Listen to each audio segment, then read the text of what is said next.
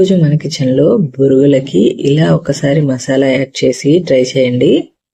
ఎప్పుడూ చేసుకునే బొరుగుల మిక్చర్ కి ఈ మిక్చర్ కి చాలా డిఫరెన్స్ ఉంటుందండి. నోటికి కొత్త రుచి తెలియాలి అంటే ఈ రెసిపీని తప్పకుండా ట్రై చేయాలి. ఎక్కువగా లేట్ చేయకుండా ఎమ్మీ రెసిపీని స్టార్ట్ చేసేద్దాం పదండి. ముందుగా ఒక మిక్సీ జార్లోకి 1 కప్పు వరకు వేయించిన శనగపప్పును వేసుకోవాలి. అదేనండి పుట్నాల పప్పు అంటారు కదా, వాటిని వేసుకొని వీలైనంత మెత్తగా గ్రైండ్ చేసుకోవాలి. చూడండి, ఇలా ఫైన్ గా గ్రైండ్ చేసుకోవాలి.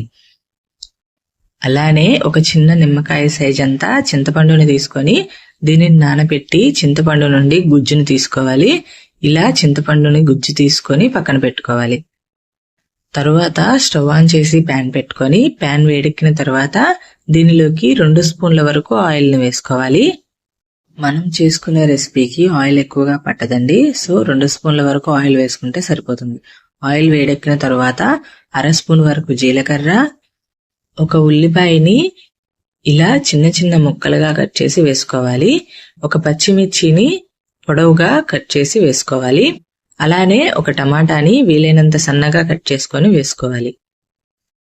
మనం వేసుకున్న ఉల్లిపాయ టమాటాకి సరిపడినంత సాల్ట్, అలానే కొద్దిగా పసుపు, కారాన్ని 1/2 స్పూన్ వరకు వేసుకోవాలి. ఉప్పు కారాన్ని వేసుకున్న తర్వాత అంతా ఒకసారి మిక్స్ చేసుకొని దీని మీద మూత పెట్టి టమాటా ఉల్లిపాయ మగ్గేంత వరకు దీనిని మగ్గించుకోవాలి. స్లో టు మీడియం ఫ్లేమ్ మీద టమాటాలు సాఫ్ట్ గా కుక్ అయిన తర్వాత దీనిలోకి మనం ముందుగా చేసుకున్న చింతపండు పల్పుని వేసుకోవాలి. ఇలా చింతపండు గుజ్జును వేసుకోవడం వలన బొరుగులు అనేవి చాలా టేస్టీగా ఉంటాయి. ఇలా అంతా ఒకసారి మిక్స్ చేసుకొని దీని మీద మూత పెట్టి స్లో టు మీడియం ఫ్లేమ్ మీద ఆయిల్ పైకి వచ్చేంత వరకు కుక్ చేసుకోవాలి. స్లో టు మీడియం ఫ్లేమ్ మీద ఒక 5 నిమిషాలు మగ్గించుకుంటే ఆయిల్ అనేది పైకి వస్తుంది. చూడండి, ఇలా ఆయిల్ అనేది పైకి వచ్చేంత వరకు ఉడికించుకోవాలి. అంతా ఒకసారి కలుపుకున్న తర్వాత స్టవ్ ఆఫ్ చేసుకోవాలి.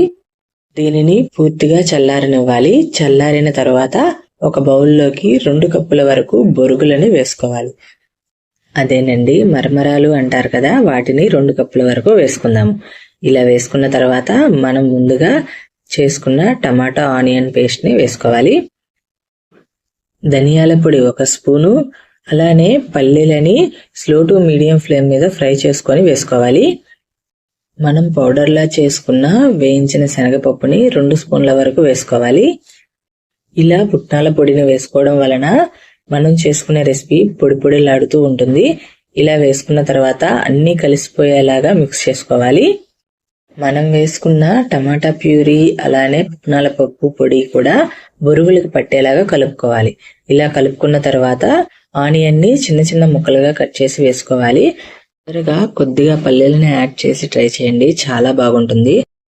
Thanks for watching.